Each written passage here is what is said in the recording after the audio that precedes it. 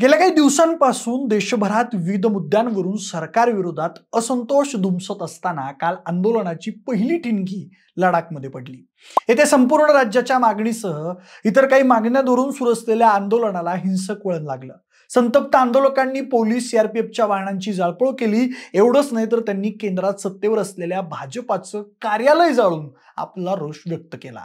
दरम्यान या हिंसक आंदोलनामध्ये आतापर्यंत 4 जणांचा मृत्यू झाला असून 70हून अधिक जण जखमी झाले आहेत। या घटनेमुळे देशभरात खळबळ उडाली असून एरवी तसा संवेदनशील पण बऱ्यापैकी शांत असलेला लडाख अचानक पेटून कसा काय उठला? तिथे सुरू असलेल्या आंदोलकांच्या नेमक्या मागण्या काय आहेत? आंदोलकांनी भाजपाच्या कार्यालयालाच का लक्ष केलं आणि पर्यावरणवादी सामाजिक कार्यकर्ते सोनम वांगचुक यांची या आंदोलनामध्ये नेमकी काय भूमिका आहे? त्यांच्यावर होणारे आरोप सध्या योग्य आहेत का? या सगळ्याचाच घेतलेला हा सविस्तर आढावा। नमस्कार, मी प्रथमेश आणि तुम्ही पाहताय विषयच भारी। मंडळी, सप्टेंबर महिन्याच्या सुरुवातीला नेपाळमध्ये सोशल मीडियावर घालण्यात आलेल्या बंदीनंतर तरुणांच्या तीव्र आंदोलनाचा उद्रेक घेऊन सरकार कोसळलं होतं। या दरम्यानच जेन झी हे नाव चर्चेत आलं होतं। साधारणतः 1997 ते 2012 या दरम्यान जन्मलेल्या पिढीला जेन झी आपण म्हणतो। याच मंडळींनी नेपाळमध्ये क्रांती घडवून आणली आणि त्यानंतर भारतातही जेन झी असा उठाव घडवून आणेल असा विश्वास विरोधी पक्षातील अनेक नेते आणि विचारवंतांकडून व्यक्त होत होता। एवढंच नाही तर काँग्रेसचे नेते राहुल गांधी यांनीही जेन झी ही राज्यघटनेचं संरक्षण करेल अशा आशयाचं विधान केलं होतं। त्या पार्श्वभूमीवर लडाखमध्ये काल झालेलं हिंसक आंदोलन हे चर्चेचा विषय ठरला आहे। तसेच आपल्या मागण्यांसाठी उपोषण करत असलेले लडाखमधील पर्यावरणवादी सोनम वांगचुक यांनी हे आंदोलन जेन झीने केलेलं आंदोलन असल्याचं म्हटलं आहे। खरं तर लडाखमध्ये काल घडलेली ही केवळ एक तात्कालिक हिंसक आंदोलन नव्हतं, तर लडाख या केंद्रशासित प्रदेशातील जनतेमध्ये अनेक वर्षांपासूनच्या राजकीय, सामाजिक आणि आर्थिक आघाडीवर धुमसत असलेल्या असंतोषाचा झालेला तो एक प्रकारे उद्रेक होता। संपूर्ण राज्याचा दर्जा आणि संविधानाच्या 6व्या परिशिष्टात समावेश करण्यासारख्या प्रमुख मागण्यांकडे केंद्र सरकारने दीर्घकाळ दुर्लक्ष केल्याने त्यांच्याकडून व्यक्त झालेला तो संताप होता। या घटनेसाठी पर्यावरणवादी कार्यकर्ते सोनम वांगचुक यांनी केलेलं उपोषण हे तात्कालीन कारण ठरलं असलं तरी त्याची मूळ कारणं अधिक खोलवर रुजलेली आहेत, ज्यात तरुणांमधील वाढती बेरोजगारी, राजकीय प्रतिष्ठा नसणे आणि भाजप सरकारनं 2014च्या लोकसभा निवडणुकीवेळी जाहीरनाम्यातून दिलेल्या आश्वासनांवरून घेतलेला यू-टर्न यांचा समावेश आहे। या सगळ्याचाच परिपाक कालच्या हिंसक आंदोलनामध्ये झाला होता। लडाख हा भाग हल्लीपर्यंत जम्मू काश्मीर राज्याचा एक भाग होता, मात्र 2019 मध्ये केंद्र सरकारने कलम 317 रद्द करून काश्मीरचं विभाजन केल्यावर लडाख काश्मीर पासून वेगळं करून त्याला केंद्रशासित प्रदेशाचा दर्जा दिला होता।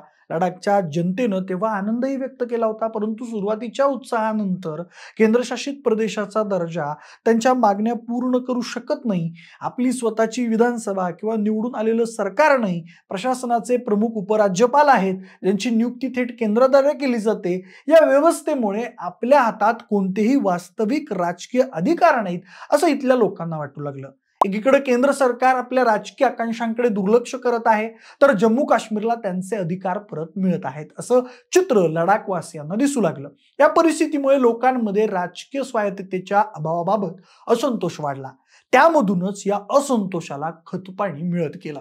दरम्यान लडाखला पूर्ण राज्याचा दर्जा द्यावा आणि घटनेच्या 6व्या परिशिष्टात समावेश करावा या मागणीसाठी लडाखमधील प्रसिद्ध पर्यावरणवादी आणि सामाजिक कार्यकर्ते सोनम वांगचुक यांच्या नेतृत्वाखाली 10 सप्टेंबर पासून उपोषणाला सुरुवात झाली होती।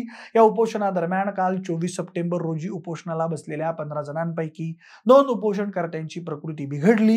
ही बातमी पसरताच तरुणांमध्ये मोठा संताप निर्माण झाला। त्यामधून अनेक वर्षांपासून दबून असलेल्या सुप्त नाराजीचा स्फोट झाला आणि पुढील हिंसाचार घडला। या हिंसक आंदोलनादरम्यान आंदोलनकर्त्यांनी भाजपाच्या कार्यालयाला लक्ष केल्याची घटना ही चर्चेचा विषय ठरली आहे। संतप्त झालेल्या जमावाने लेह शहरातील भाजप कार्यालयावर हल्ला केला। आंदोलकांनी भाजप कार्यालयाला लक्ष करणं ही केवळ अराजकता नव्हती, तर तो एक राजकीय संदेश होता। सोनम वांगचुक यांच्या मते भाजपने त्यांच्या 2019च्या जाहीरनाम्यात 6व्या अनुसूचीचा मुद्दा क्रमांक 1 म्हणून समाविष्ट केला होता, मात्र नंतर भाजपाने या मुद्द्यावरून यू-टर्न घेतला होता, ज्यामुळे लोकांमध्ये तीव्र असंतोष निर्माण झाला होता। याशिवाय केंद्रशासित प्रदेश असल्यानं केंद्र सरकार लडाखमधील नैसर्गिक साधन संपत्ती ही उद्योगपतींना खुली करेल अशी भीती स्थानिकांना वाटत आहे। त्याचा परिपाक म्हणून भाजपाच्या कार्यालयालाही लक्ष केलं गेलं। आता या हिंसाचारानंतर राजकीय पक्षांमध्ये आरोप प्रत्यारोपांचं सत्र सुरू झालं आहे। भाजपने या घटनेमागे काँग्रेसचा हात असल्याचा आरोप केला, तर सोनम वांगचुक यांनी भाजपाने केलेले हे आरोप फेटाळून लावले आहेत. मात्र यामुळे पुढच्या काळात हा वाद आणि राजकीय आरोप प्रत्यारोप आणखीनच तीव्र होणार असं चित्र दिसत आहे. लडाखमध्ये काल झालेल्या हिंसाचाराने केंद्र सरकार आणि स्थानिक जनतेदरम्यानच्या संबंधांमध्ये एक नवीन आणि गंभीर आव्हान उभं केलं आहे. या परिस्थितीवर तोडगा काढण्यासाठी काही महत्त्वपूर्ण उपाययोजना करणं आवश्यक आहे. त्यासाठी केंद्र सरकार लडाखमधील स्थानिक स्वराज्य संस्थांना अधिक अधिकार देणं, स्थानिकांना अधिक नोकरीच्या संधी उपलब्ध करून देणं, कारगिल आणि लडाख असे लोकसभेचे स्वतंत्र मतदारसंघ तयार करणं आदी उपाय करू शकतं. मात्र सरकारने केवळ स्थानिक स्वराज्य संस्थांचे अधिकार वाढवले तर त्यामधून लडाखवासियांच्या राज्याचा दर्जा आणि 6व्या अनुसूचीच्या मुख्य मागण्यांची पूर्तता होणार नाही. अशा उपायांमुळे तात्पुरती शांतता मिळू शकते, परंतु दीर्घकाळात असंतोष पुन्हा वाढवण्याची शक्यता आहे. कारण या मागण्या केवळ प्रशासकीय अधिकारांसाठी नाहीत, तर राजकीय ओळख आणि स्वायत्ततेसाठी आहेत. मात्र यामधील सर्वात संवेदनशील भाग म्हणजे लडाख हे चीनच्या सीमेवर स्थित आहे. त्यामुळे केंद्र सरकारला त्याला पूर्ण राज्याचा दर्जा देण्याबाबत आढेवेढे घेण्याची शक्यता आहे. लडाखला पूर्ण राज्याचा दर्जा मिळाल्यास लष्करी, लॉजिस्टिक्स आणि या भागातील महत्वाच्या पायाभूत सुविधा प्रकल्पांवर परिणाम होऊ शकतो, अशी सरकारला एकूण भीती आहे. त्यामुळे केंद्र सरकारसाठी लडाखच्या मागण्या आणि देशाची सुरक्षा यामध्ये संतुलन साधणं हे एक मोठं आव्हान असणार आहे. एकंदरीत लडाखमध्ये झालेला हिंसाचार हा केवळ एका तात्कालिक घटनेमुळे झालेला नसून तो अनेक वर्षांपासून धुमसत असलेल्या असंतोषाचा परिणाम आहे. ही परिस्थिती केंद्रशासित प्रदेशामधील शासन व्यवस्थेवर प्रश्नचिन्ह निर्माण करणारी आहे. कलम 370 हटवल्यानंतर लडाखला केंद्रशासित प्रदेशाचा दर्जा मिळाल्यानं लोकांच्या काही मागण्या पूर्ण झाल्या असल्या तरी राजकीय प्रतिनिधित्व नसणं आणि संविधानिक संरक्षणाचा अभाव यामुळे स्थानिक लोकांचा भ्रमनिरास झालाय, तर तरुणांमधील बेरोजगारी आणि सरकारनं दिलेल्या आश्वासनांची न झालेली पूर्तता यासारख्या आर्थिक आणि राजकीय कारणांनी या असंतोषाला अधिक खतपाणी मिळालाय. आता भविष्यात या समस्येचं निराकरण करण्यासाठी केंद्र सरकारनं केवळ तात्पुरते उपाय किंवा विकास योजनांवर लक्ष केंद्रित करण्याऐवजी लडाखच्या जनतेच्या मूलभूत राजकीय आकांक्षांना गंभीरपणे संबोधित करणं आवश्यक आहे. तसेच पुढील वाटाघाटींमध्ये सरकारला लोकांना अधिक राजकीय स्वायत्तता आणि संविधानिक संरक्षण देण्याबाबत ठोस पावलं उचलावी लागतील. अन्यथा लडाखमध्ये असाच असंतोष आणि अशीच अशांतता कायम राहू शकते, ज्यामुळे या संवेदनशील सीमावर्ती प्रदेशाच्या भविष्यासाठी गंभीर म्हणजे अतिशय गंभीर धोके निर्माण होऊ शकतात. आता या लडाखमधील आंदोलनाचे नेमके काय परिणाम होऊ शकतात आणि केंद्र शासनानं लडाखवासियांच्या मदतीसाठी काय उपाययोजना केल्या पाहिजेत याबाबत तुम्हाला काय वाटतं?